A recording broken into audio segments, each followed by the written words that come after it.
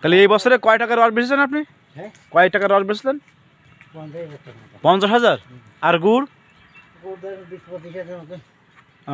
তাহলে 20 আর আছে 50, 75,000 টাকা হয়ে গেছে অলরেডি। এখনো তো রস হবে নাকি? এখন তো গরমের সময়, হ্যাঁ তাই তো। কাঠ তো দেখলাম বিশাল শক্ত হয়ে গেছে, এত জোর দিয়ে কাটা আর কষ্ট আর রোদ আর রমজান মাস। তাহলে আপনার বয়স প্রায় 68 বছর বয়স চাচার। চাচার জন্য সবাই দোয়া রাখবেন। গাছটা কিন্তু খুব সেই অসম গাছ।